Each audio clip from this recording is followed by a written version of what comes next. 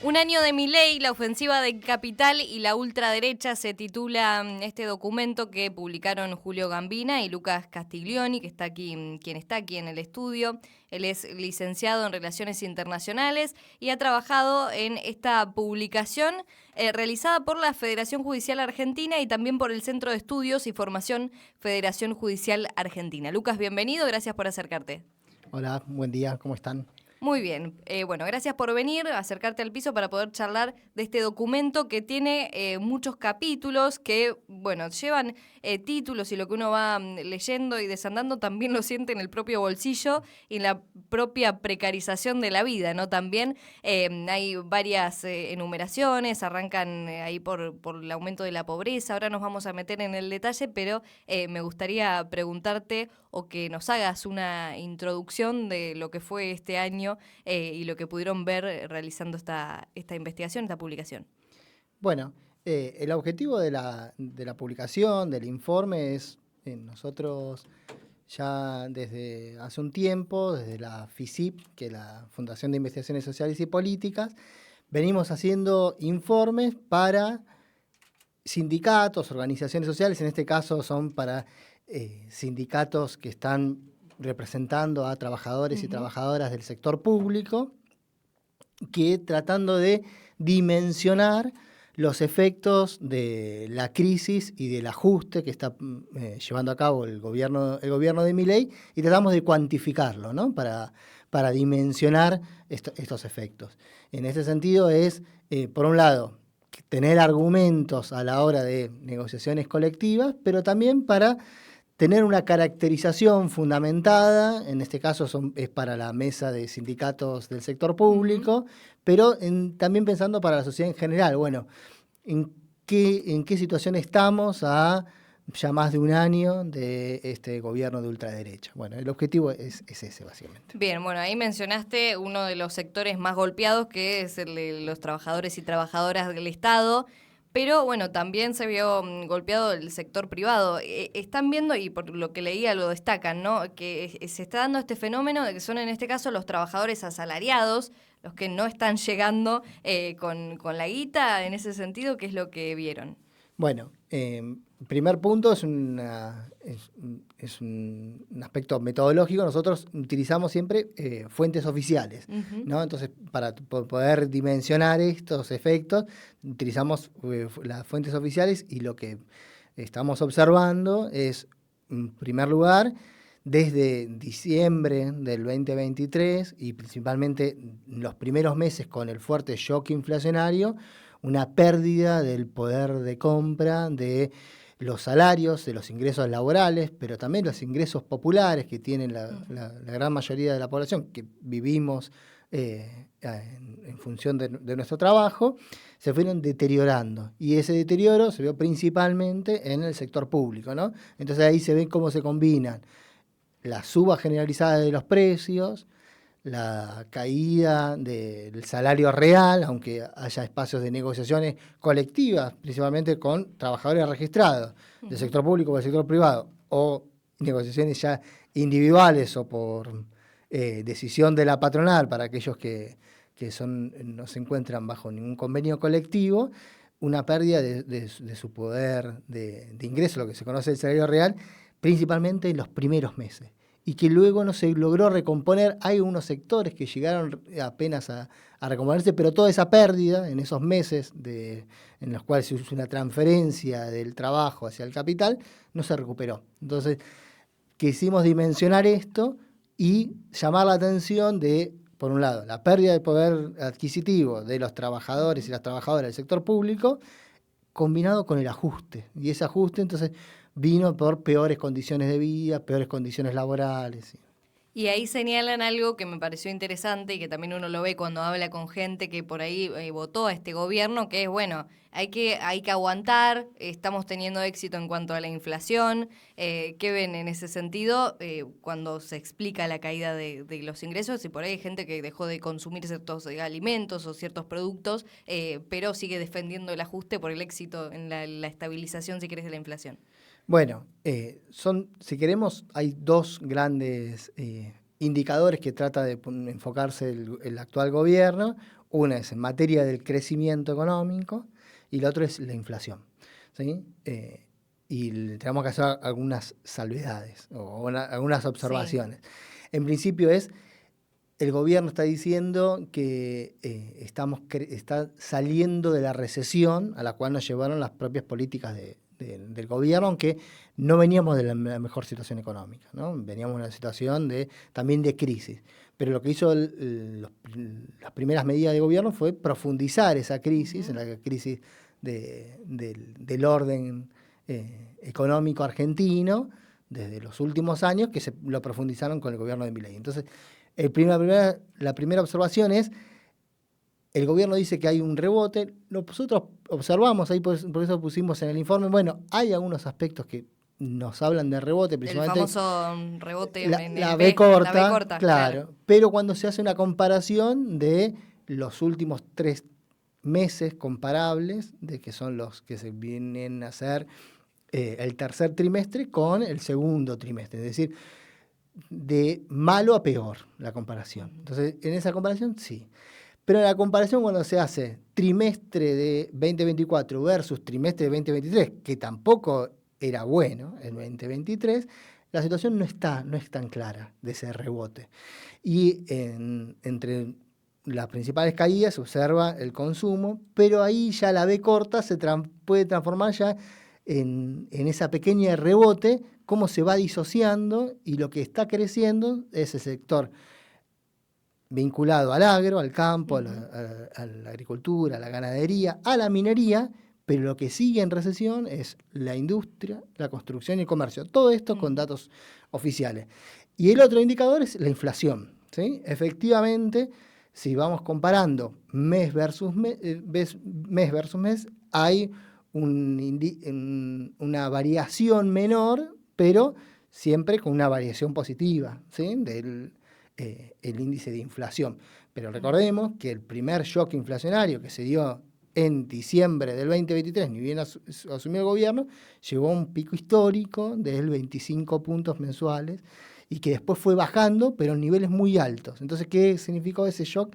Fue justamente una medida de shock, ¿sí? Con lo que impacta, ya no desde el punto de vista económico. Nosotros, cuando hicimos el informe, no queríamos hacer un informe económico. Nosotros trabajamos desde la economía política y de la crítica a la economía política. Entonces, bueno, ¿qué impacto tiene un shock? ¿Sí? Impacto del shock. Y bueno, justamente descolocar a la gran parte de la sociedad, en este caso a los salarios, ¿sí? Entonces, nos descolocó fuertemente. Y eso es una de las medidas que se lo ponen como de éxito del gobierno. Sí, efectivamente, se está viendo esa reducción de la variación de los precios, pero con otras variables contenidas, con cuestiones metodológicas, cómo se están midiendo, pero lo que a nosotros nos interesa es cómo afecta a la gran mayoría de la población. Es interesante porque vos planteás ahí este shock y de repente es un gobierno que te está gobernando mediante DNUs, mediante decreto, y que te ataca por muchísimos frentes. Entonces, la respuesta a ese shock, bueno,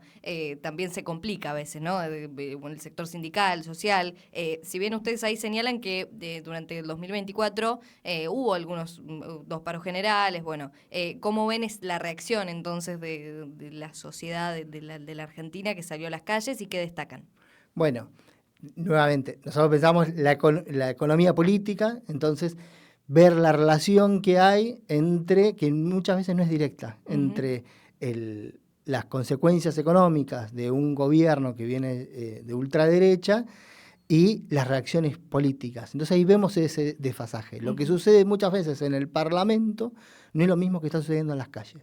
Y en el primer semestre con más claridad, en abril, mayo se vio con más claridad, este desfasaje, lo que sucedía entre las calles, las movilizaciones, los paros generales, los sindicatos y el Parlamento. Y en el Parlamento hablamos del espacio político, pero bueno, obviamente en el Ejecutivo, pero también incluimos el judicial, ¿no? Se siguen manteniendo el gobierno por decreto, la famosa ley bases, e incluso de aquellas iniciativas que vienen en principio desde la calle, desde la conflictividad, que se llegan a cabo a partir de medidas parlamentarias, fueron vetadas, ¿no? Como pueden ser el aumento para las jubilaciones y el presupuesto universitario, ¿no? Entonces ese desfasaje no no es algo permanente y muchas veces es expresión de esa contradicción. En este caso, la calle y el Parlamento. A la vez con un componente de represión, ¿no?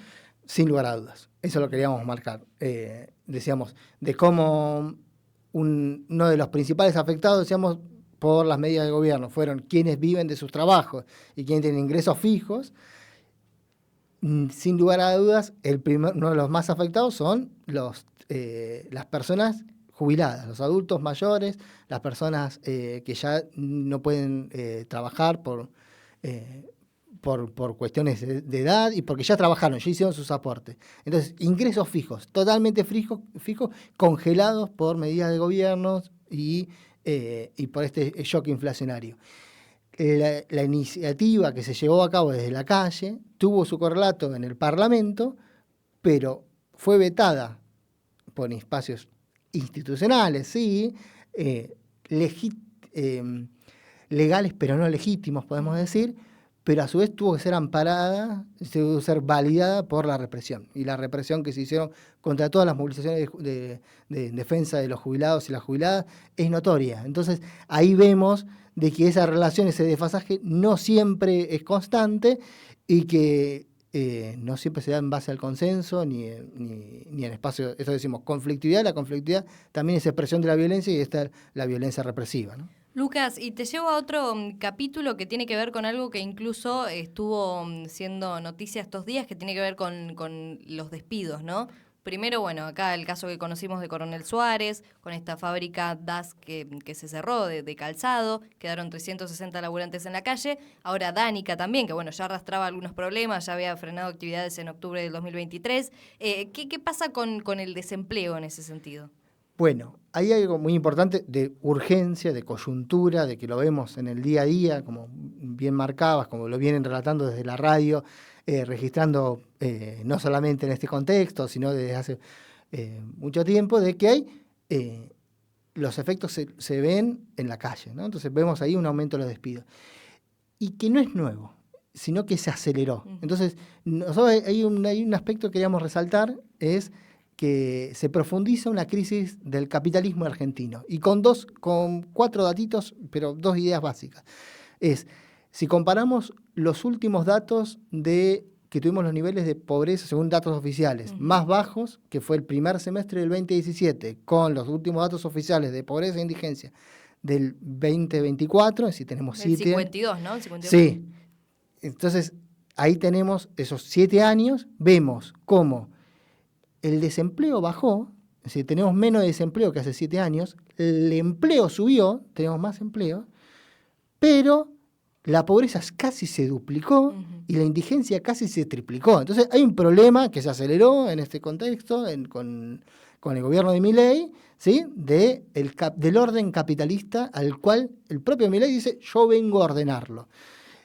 Entonces ahí tenemos un aspecto que es la transferencia de ingresos, con claridad, el fenómeno de trabajadores pobres.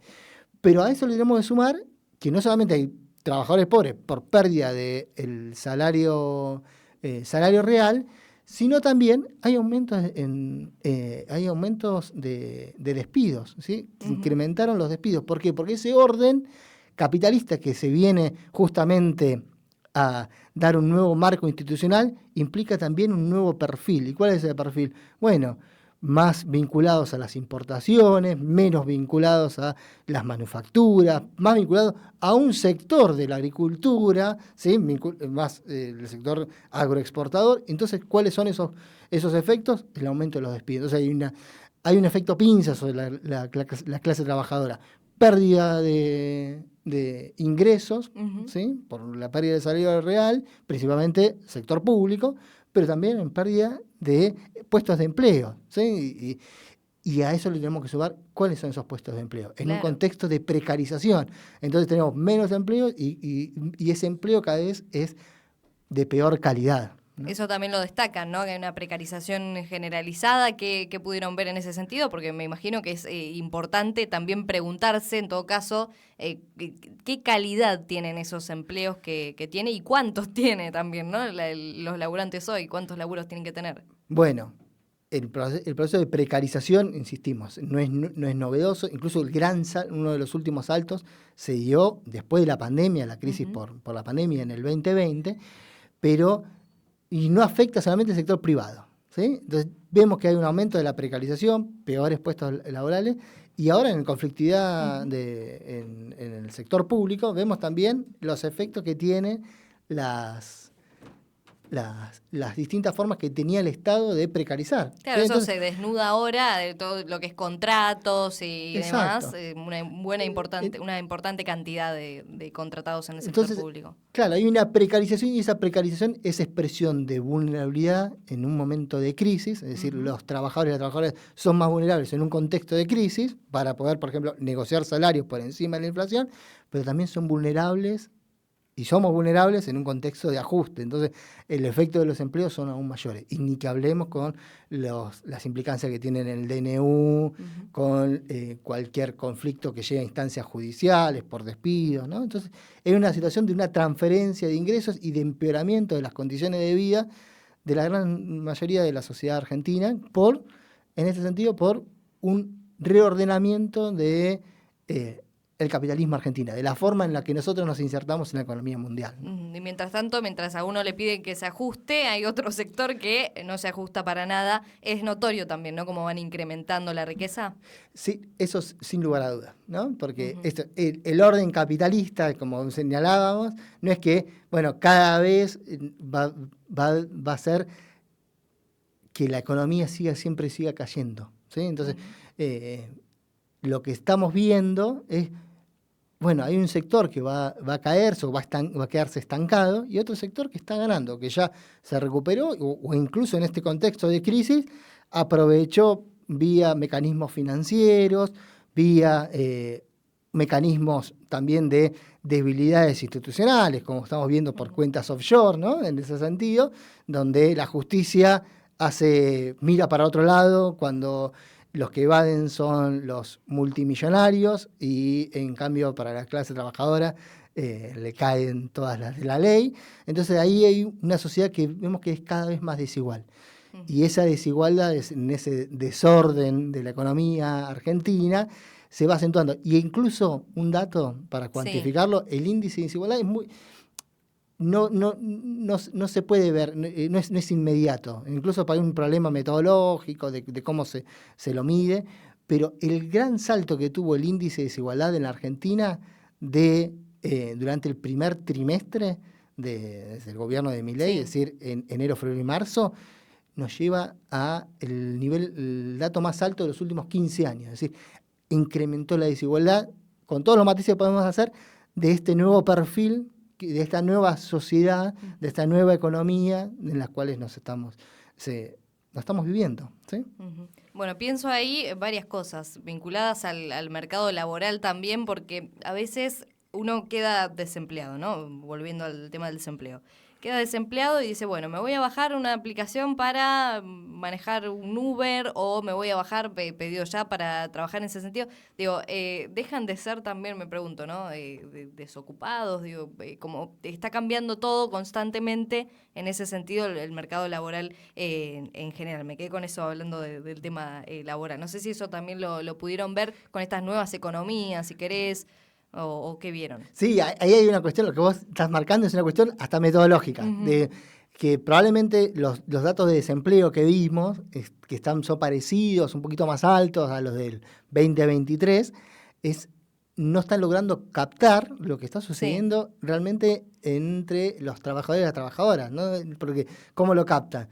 Es una encuesta en la cual dice, en una semana de referencia se trabajó de forma remunerada por lo menos una hora en la última semana, y si está buscando trabajo. Entonces, hoy por hoy, si perdiste tu empleo, tu puesto de empleo formal, y tenés una bicicleta y bajás la aplicación, ya dejás. Entonces, bueno, yo voy haciendo unas changuitas con una empresa de delivery online, entonces, bueno, ya no soy desempleado para la estadística oficial, pero estamos en ese, bueno, primer punto, de precarización, pero también de de cómo va expulsando esta economía que se está formando, que se está incluso en crisis, pero que se está reordenando, que es difícil de cuantificarla, ¿no? Entonces, pero quizás sí, en la calle sí se ve, desde el punto de vista de cómo observar a la sociedad, cómo observar incluso nuestras relaciones sociales, sí la estamos viendo, que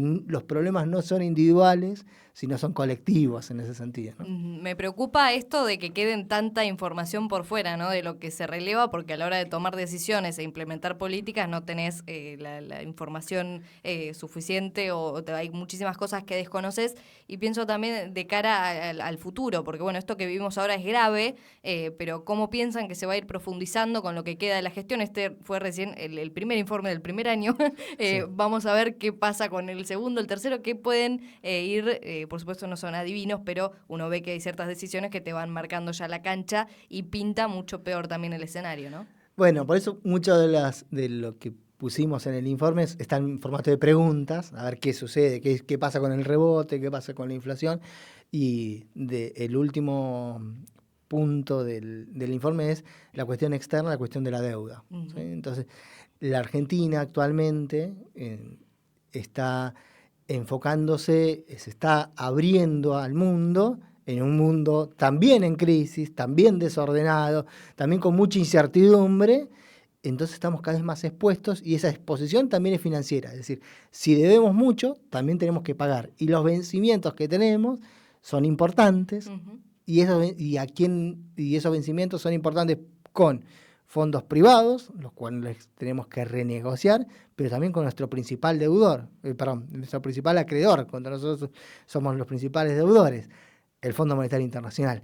Entonces, en esa visión de que, bueno, no sabemos qué va a pasar, pero sí a dónde tenemos que poner el ojo es, bueno, ¿qué se está negociando actualmente y cuáles son los intereses que tiene tanto el gobierno argentino como nuestro principal acreedor, que es el Fondo Monetario Internacional? Y esta incertidumbre que decíamos al principio es, dentro de unos días va a asumir el gobierno de Donald Trump. Vos sabés que eso te iba a hacer la pregunta, porque todo este año nos estuvimos preguntando o especulando a ver si Trump va a hacer que afloje el fondo, si nos van a desembolsar una buena cantidad de dinero o no. Y ahora que tengo un licenciado en Relaciones Internacionales en piso, no puedo evitar preguntar qué va a suceder o qué pensás que puede llegar a suceder. Bueno, ahí hay una cuestión. Primer punto, es uno de los hechos más importantes de las elecciones del año pasado y que ahora vaya a asumir, principalmente porque es uno de los 1 o 2, depende de cómo qué indicadores tomemos para dimensionar, países más relevantes de la economía mundial, y que asume un presidente que ya tuvimos una administración Trump, que a sus propias lecturas tuvo aprendizajes y a nuevas apuestas que va a hacer, ¿sí? En este mundo, con guerras desatadas. Entonces tenemos una dimensión bélica ahí que ya es importante. O sea, siempre es ir por más. Lo vemos, bueno, acá en Argentina, en el caso de Macri, por ejemplo, que dijo, bueno, no me animé o no pude, pero hay que pisar el acelerador, nunca es recular un poco, ¿no? Hay algunos puntos de que hablan de la radicalización de del nuevo gobierno de Trump, con la imagen de esa radicalización de Elon Musk, ¿no? Uh-huh. En su figura y con sus disputas allá mismo.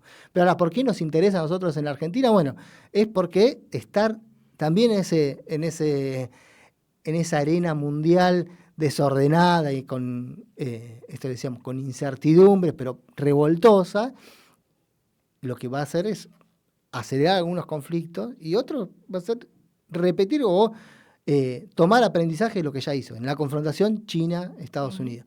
¿Cuáles son los efectos que tenemos nosotros? Es que estamos cada vez más expuestos. Entonces, si nosotros digo, Argentina, con un gobierno que tiene un alineamiento del 99,9% o del 100% de todo lo que diga Trump, ya de por sí ideológicamente era lo que diga Estados Unidos. Uh-huh. Pero ahora va a ser peor de todo lo que diga Trump. Mr. President. Claro, entonces vamos a estar con un alimento mucho más vinculado, pero con menos herramientas y mucho más expuesto de lo que está Estados Unidos. Entonces una confrontación con China va a tener mucho más efecto en la Argentina. ¿Por qué? Porque somos vulnerables. ¿Por qué? Porque es nuestro principal socio. Confrontaciones con el Brasil bajo el gobierno de Lula da Silva, nuestro principal socio comercial. El 1 y el 2 estamos hablando. Que ya se vienen dando o decir que se van a profundizar. Claro, el 1 y el 2. Entonces, uno a nivel internacional a nivel global y el otro es a nivel latinoamericano, o conflictos con ahora el 10 con la Asunción en Venezuela. Entonces, ¿cómo se va a alinear? Entonces quedamos cada vez más expuestos y desde el punto de vista político, desde el punto de vista institucional, de la institucionalidad también tan desgastada y cuestionada por muchas partes en los espacios multilaterales, si queremos, a nivel internacional, pero también financiero. Y ahí está el foco en el Fondo Monetario Internacional. Estados Unidos tiene un poder de veto. Dice, ¿esto se hace o esto no se hace? No, poder de veto. Lo que puede decir, esto no se hace. Hay que ver dentro de la burocracia del Fondo Monetario Internacional primero, si Trump dice, esto se hace. Es decir, esto se hace, el gobierno el gobierno argentino pide renovar un plan de préstamos multilaterales con el Fondo Monetario, entonces esto se hace. Y después si esa burocracia lo logra llevar a cabo, si es por interés, y el tema es cómo.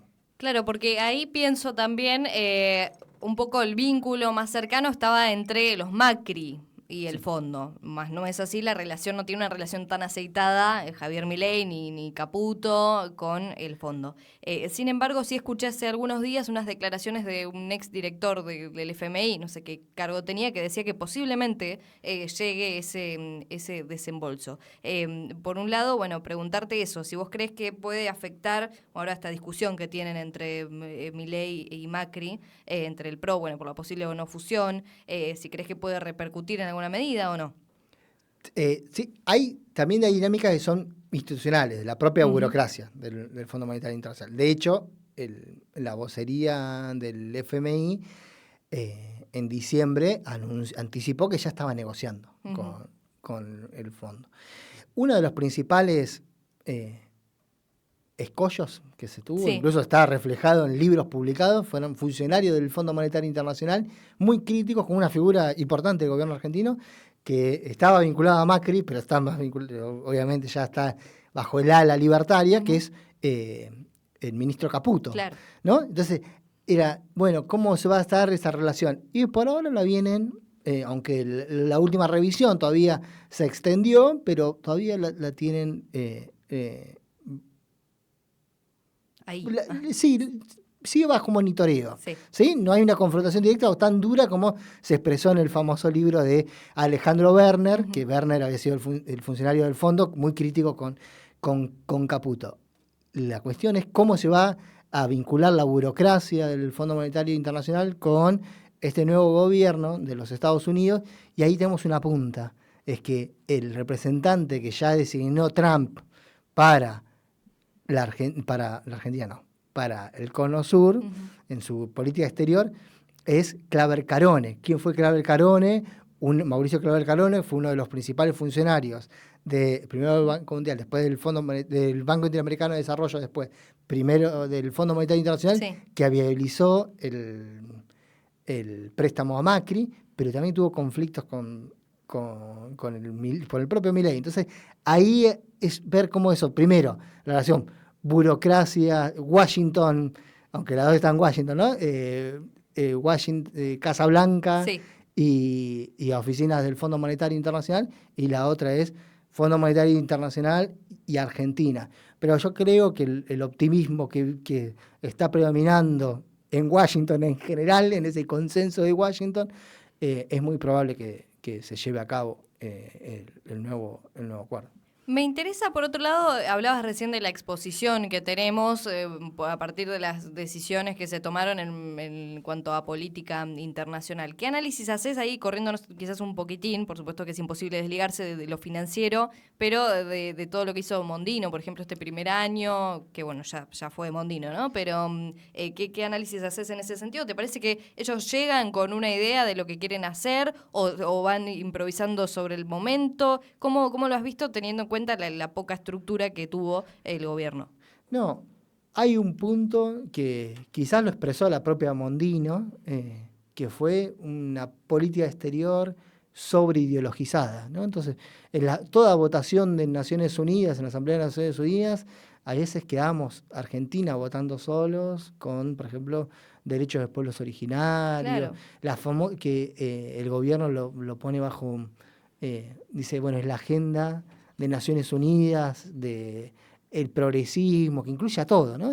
Según su óptica. Entonces, todo es sobreideologizado, entonces ellos llaman la cultura woke, ¿no? Entonces, toda la política estuvo guiada ahí, pero con matices, ¿no? Entonces, bueno, empezaron, ahora que vamos a tener una nueva cumbre del foro de Davos. Claro, bueno, eso te iba a preguntar, porque el año pasado quedamos totalmente en ridículo, ¿no? Porque era un discurso que no estaba tan instalado, ahora capaz que se extendió un poco más, pero las cosas que decía no era algo que estaban hablando. Bueno, pero recordemos, hace un año, ya con poco tiempo bajo el mandato, Javier Milei radicalizó un discurso en un lugar donde, si queremos, el foro de Davos representaba a los principales capitalistas del mundo y a gobiernos, donde dijo, radicalizó su discurso, que nos puede haber descolocado, pero hubo sectores que se encontraron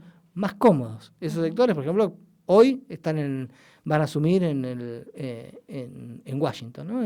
Con Trump, con Elon Musk, que se vieron reflejados con ese discurso. Entonces, le sirvió también a gran parte de este crecimiento de las ultraderechas, ¿no? Meloni, Vox en España, de articular o poner de ejemplo, o a veces de forma payasesca, a veces de forma ridículas, pero que le sirve para extender o para radicalizar, obtener un margen de nosotros hasta ahí podemos ir. ¿Y cómo eso se reflejó en política exterior? En un punto siendo la máxima, sobreideologizado, pero después en el momento que tuvo que negociar, buscar un poco de pragmatismo, el gobierno ha logrado esto, precisamente en la relación con China, es donde más evidente se presenta esta, ¿no? Donde en campaña era yo no negocio con comunistas, ¿sí? Diciendo, bueno, los chinos son pragmáticos también, ¿no? Entonces, diciendo no es que en su lenguaje, ¿no? No es que ellos no la ven, sino que, bueno, de alguna forma se van adaptando, en la lógica de Milei, ¿no? Y ¿tenés tiempo? Te hago una más. Dale, en este sentido, entonces sí puede ser real esto que dice o que se adjudica al propio Milei, que es, bueno, yo soy un exponente de la libertad en el mundo y voy a marcar acá un camino. En parte termina siendo... Sí, hay algo que es difícil de mencionar.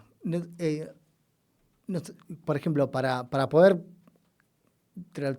dimensionarlo, ahora a fines de año, a principios de año, siempre algunas consultoras y otros tanques de pensamiento, think tanks, sacan sus informes de cuáles son los riesgos, cuál es el panorama internacional.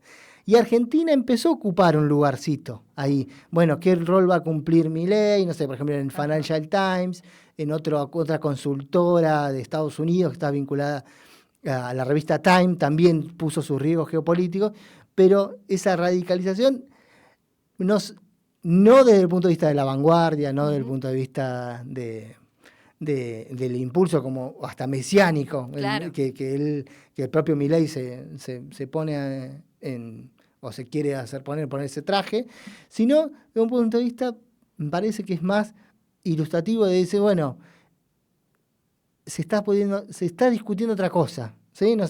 La imagen de Meloni y la discusión adentro de Italia, o más que de Italia, dentro de la Unión Europea, diciendo, bueno, miren que se está discutiendo otra cosa, no se está discutiendo tener una política de más derechos sociales, sino, miren lo que está haciendo Milei. Y no es una política de más derechos sociales, entonces tenemos que llevar a cabo un ajuste, ¿no? Entonces, o políticas migratorias. Y eso que lo vemos en Europa, en Estados Unidos, se ve también radicalizado, pero de forma anterior a Milei, ¿no? Recordemos cómo se fue Trump. Trump se fue no queriendo seguir, sino también impulsando la toma del Capitolio. Claro. Lo mismo con Bolsonaro. Pero esta figura de Milei está sirviendo como forma ilustrativa, de decir, bueno, se puede abrir la agenda, abrir siempre para la derecha, para la exclusión, la marginación, la misoginia, la xenofobia, ¿no? Sí, ni hablar. Estoy pensando, me acordaba recién de la teoría esta que tienen del gran reemplazo, por ejemplo, que piensan que van a venir gente de otros países y que se van a quedar con todo. Esos discursos ya vienen desde hace años y solo se viene a profundizar. Bueno, nos hemos ido un poco por las ramas. Y quiero preguntarte por último, y volviendo al documento, a este escrito por el cual te invitamos, ¿dónde podemos leer este informe, Un año de Milei, la ofensiva del capital y la ultraderecha? Bueno, está subido en la página de la FICIP y también en la página de la Federación Judicial Argentina, y también se está circulando por otros sindicatos, espacios de comunicación sindical, pero porque está pensado en esa lógica, ¿no? Pensado de dar argumentos para toda la sociedad, pero principalmente enfocado a trabajadoras del sector público y eso, de elementos que es cuantificar lo que vemos día a día, ¿no? De, bueno, en la radio, no en FM de la calle, escucho de que no, la economía está yendo bien y yo no veo eso, que la inflación está bajando y ya me sobra el mes al final del salario, ¿no? Una cuentita que habíamos hecho ahí, poníamos eso de la canasta familiar, no está alcanzando el salario. 19 entonces, días, por lo que claro, sí, habíamos puesto alcanza para 19 días. Ese calculito. Entonces, dar argumentos para la negociación colectiva, pero también para ver en qué momento estamos, en qué Argentina estamos y hacia dónde se nos está queriendo llevar. Gracias por venir. No, gracias a ustedes.